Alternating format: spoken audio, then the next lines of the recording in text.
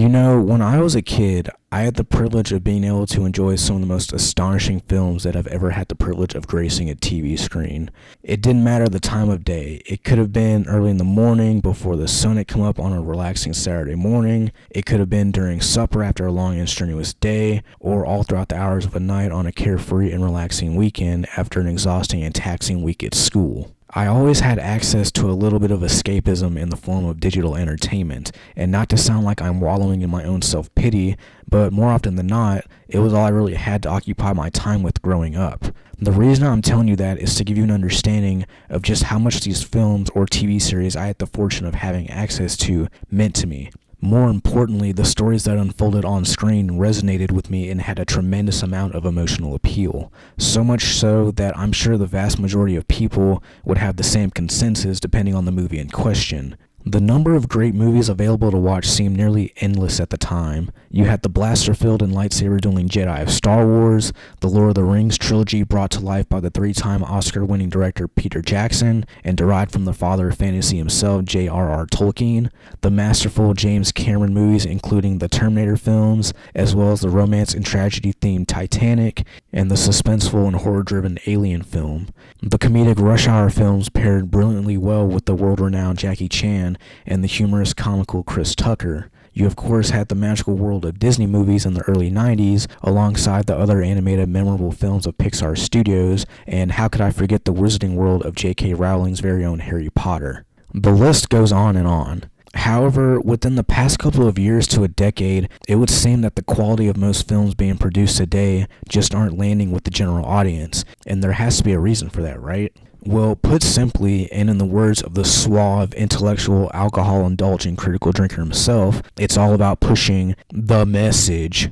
No matter where you turn, it seems like intersectional identity politics seems to be incorporated into every product put out by Hollywood these days, and there is no disputing that. It's an objective fact. Some of the most beloved franchises we have ever had the pleasure of viewing and savoring throughout the years have become uncharismatic, unappealing, uncreative, repetitive, boring, incoherent garbage to say the least. Not to say all modern films being released today are like this. There are a few noteworthy ones that deserve some praise.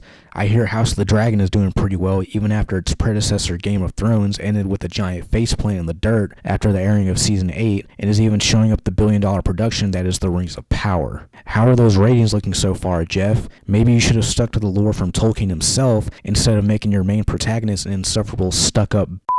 And surprisingly, the Top Gun Maverick sequel is doing absolutely phenomenal at the box office, with having already grossed over $1 billion.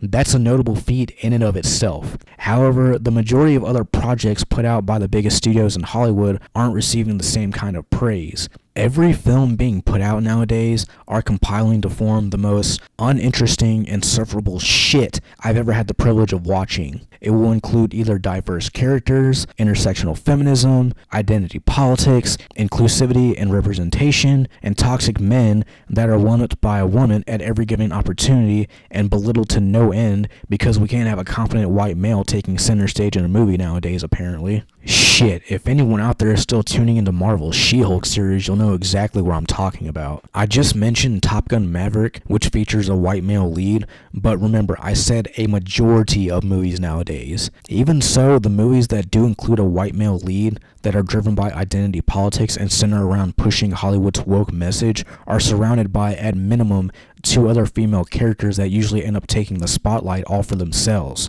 For example, Doctor Strange 2 in the Multiverse of Madness should center around Doctor Strange himself, but the entire plot is driven around Wanda going evil and wanting children from a different multiverse that were never real to begin with, and that she had made up in the TV series WandaVision. Hell, even in the end of the film, it wasn't even Strange who ended up defeating Wanda. The showrunners ended up giving that privilege to America Chavez, who's played by a Mexican-American actress. Can't let Doctor Strange in his own movie have all the thunder. We've got to give it to his diverse counterpart because why the fuck not? It's not like the name of the movie is called Doctor Strange or anything. They didn't even bring up Vision once in the entire film despite the relationship shared between him and Wanda. I mean, hell, if you're gonna jump around from multiverse to multiverse, stealing another version of Wanda's children, then why not take another version of Vision from another multiverse back to your own multiverse? Doesn't make much sense, does it? For all of those who think I'm just making this up, well, here's an audio recording of Disney's CEO saying that we need more gay characters in our movies.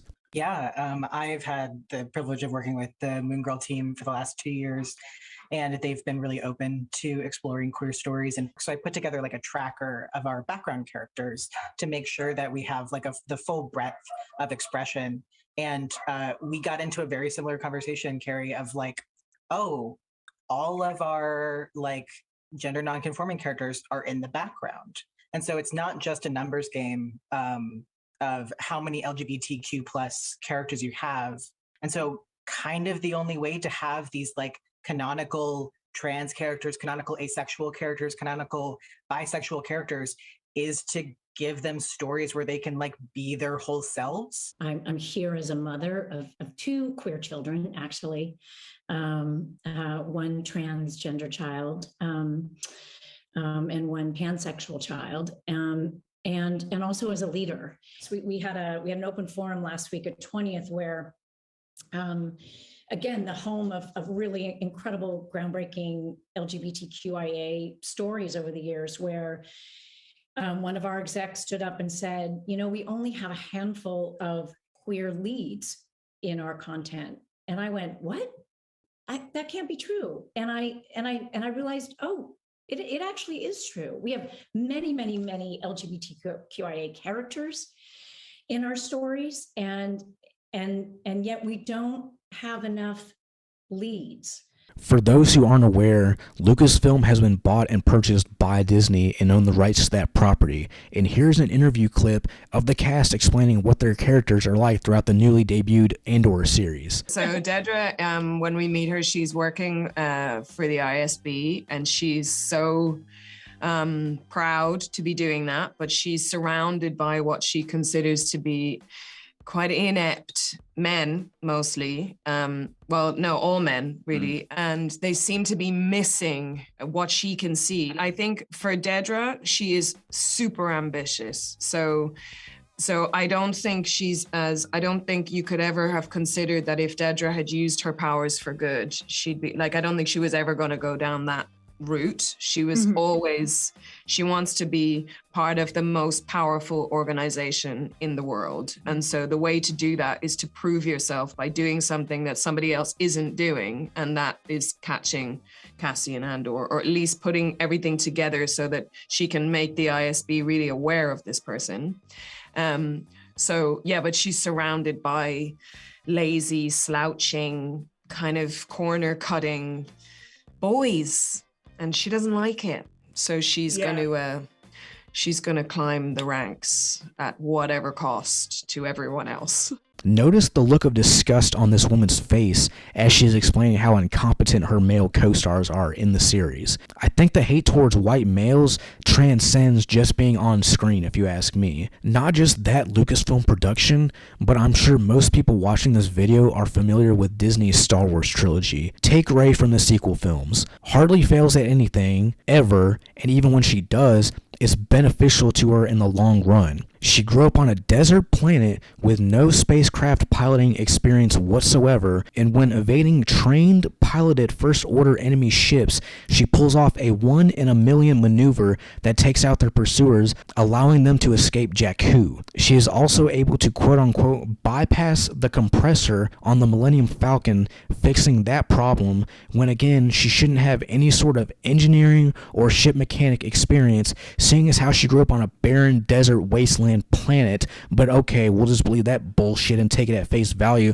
without thinking about any of that shit logically. Just turn off your brain, folks. Don't think about it and just consume our product. How's that sequel trilogy coming along, Ryan, you incompetent brain dead? A few other points to note are that she one-upped Luke fucking Skywalker in combat after only having trained with him for half a day, give or take a few hours if we're going by the timeline of the film. Also, in The Force Awakens, she beats Kylo fucking Ren, the grandson of Anakin Skywalker, the chosen one that saved the galaxy. He was trained by the Supreme Leader Snook, and he lost to a girl that had never held a lightsaber before in her fucking life. Tell me how on God's green earth does that make a lick of fucking sense? It doesn't, because we can't have a woman being bested by a male on screen anymore, can we? In the Terminator Dark Fate film, John Connor gets executed in the opening scene without even one line of dialogue being delivered, and guess who gets to be humanity's new savior of the future? A Hispanic woman. Gotta push that woke representation message no matter what IP is in question, am I right? Not to mention this lanky thing is the new Terminator Protector. They even gave her the fucking stereotypical feminist haircut, for fuck's sake. Also, take Loki in his own series. He gets absolutely dicked on in the first episode, being decked right in the face in slow motion, kicked in the balls, and gives praise to the female version of himself several times throughout the series, because our female leads need to be praised no matter what, and we can't have a white man taking the spotlight from them. In the new Kenobi series, our beloved General of the Republic confronts Vader again after how many years, and what's the first thing the writers have him do as soon as he engages with Vader again? They have him run like a whipped dog with his tail between his legs. Fuck you to the moon, Disney. Fuck you. Not to mention they had him bow down to a woman of color twice, because our female leads need to be praised no matter what, and we can't have a white man taking the spotlight from them. Look at the new Pinocchio film. The original fairy godmother is replaced with a woman, a trans man. I'm not even joking. I can't tell what this person's gender is, but for a film they labeled as a timeless classic in the trailer, I don't see why you would feel the need to make a change this substantial and distinguishable. Amazon's The Rings of Power now includes black elves, black dwarves. Elrond is now gay, apparently. Give me the meat and give it to me raw. Galadriel is now a warrior despite her never being a warrior in the Silmarillion. They completely ignored the lore established by Tolkien and incorporated their own characters with their own motives to push their woke narrative so the series could better represent the modern world we live in today. Oh, you love Tolkien's work, huh? Well, shut the fuck up. We're running the show now, according to Lenny Henry. Don't like it? Well, you're just a racist then. And that's the problem with all this woke garbage that just seems to endlessly flow out of Hollywood's glory hole in today's day and age. I want to be very clear about this. I don't have a problem with diversity. I don't have a problem with someone being gay. I don't have a problem with actors of different ethnicities being portrayed on screen. Rush Hour included a lead Asian and black actor, and that movie still holds up to this day. Jackie Chan can kick some ass, displaying well-choreographed and suspense-filled action scenes, while Chris Tucker's unique comedic gags and approach towards humor were unparalleled to any other comedian being portrayed on the big screen at the time, except for possibly Eddie Murphy, and I absolutely loved his performance in Shrek. God, weren't those the days. Wesley Snipes in Blade and U.S. Marshal delivered an outstanding performance, really showing he had the athleticism and charisma to take on big leading roles that demanded a lot from him. Oded Fehr was an Israeli-born native and yet still displayed remarkable sophistication and charm in his roles in The Mummy and the Resident Evil films. Morgan Freeman's portrayal as God in Bruce Almighty paired well with the goofy and entertaining Jim Carrey, completely subverted my expectations of them being compatible on screen, and even Morgan Freeman's role in Lean On Me was phenomenal. He was so commanding and had a dominating presence in every scene he was in. And your students can't even get past a minimum basic skills test. That means they can hardly read. The sudden kiss between him and one of his students at the very ending of the film really threw me off, but that's neither here nor there. Al Pacino's role in Scarface, that included several Cuban actors, delivered one of the best gangster-themed films of all time. I don't have a problem with representation, diversity, race, or the gender of a character. What I have a problem with is that instead of telling a good story that includes diverse characters with compelling and intricate arcs that your audience will love and appreciate, the whole story itself focuses on pushing that woke far-left message, and when it isn't received well by the general public, The ones that dare to direct any sort of fair criticism are labeled as a bigot, misogynist, toxic, racist. Viola Davis already came after the general audience after receiving backlash from her newly debuted The Woman King film because we aren't supporting a film about an African tribe that actively enslaved other black Africans for several decades? What the fuck, dude? Seriously? You're getting mad at us for not supporting a black tribe that enslaved other black Africans? Really? To have this biased, deflective, and prejudiced approach towards the audience that you're trying to satisfy and appeal to isn't going to give you any long-term success. In fact, quite the opposite. If you don't believe me on that, then just look at how G4 TV is doing after the infamous and legendary Frost Grant. If you don't like it, don't watch it. Peace.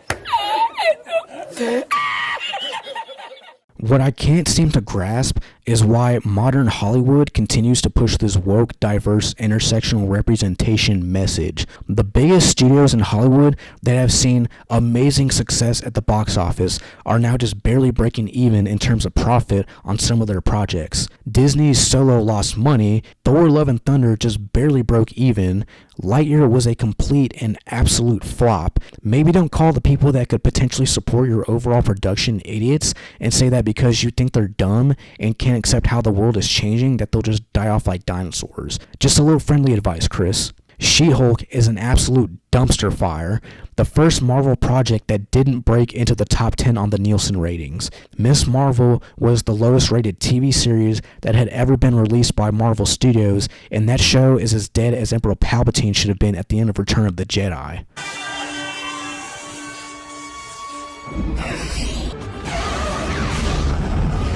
The new Resident Evil series on Netflix race-swapping the fan-favorite Albert Wesker character to be portrayed by a man of color wasn't the brightest decision you could have come up with. Can't wait for Season 2 to drop.